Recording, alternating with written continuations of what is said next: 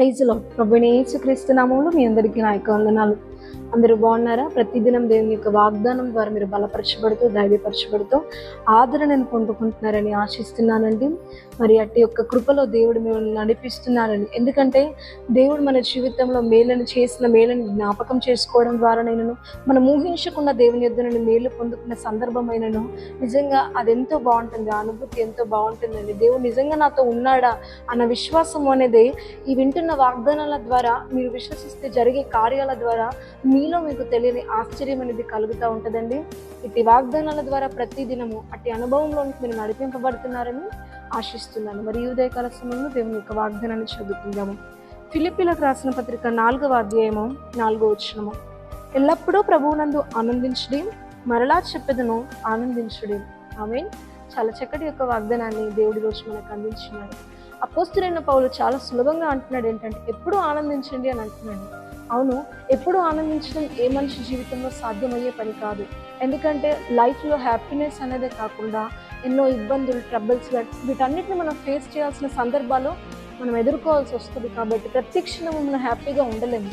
కానీ ఇక్కడ అపోస్తలుడైన పౌలు అంటున్నాడు ఏంటంటే, నేను మళ్ళీ చెప్తున్నాను, ఎప్పుడూ ఆనందించండి అని. ఇక్కడ దేవుని యొక్క వాగ్దానము, దేవుని యొక్క వాక్యం అనేది మనకు సెలవిస్తూ ఉన్నదండి.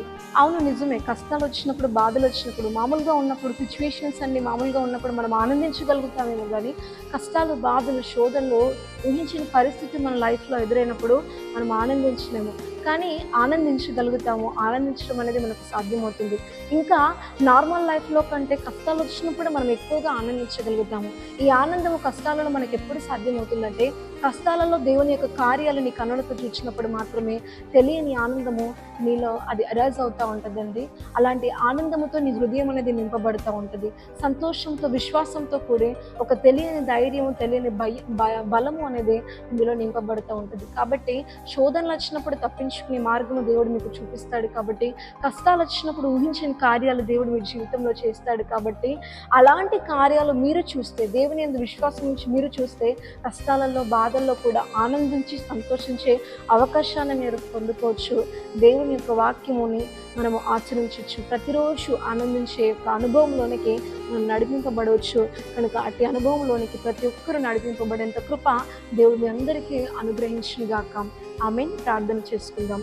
పరలోకమందున్న మా తండ్రి, నీకు వందనాలు. చాలా చక్కటి యొక్క వాగ్దానాన్ని మీరు మాకు అందించారు ప్రభువా.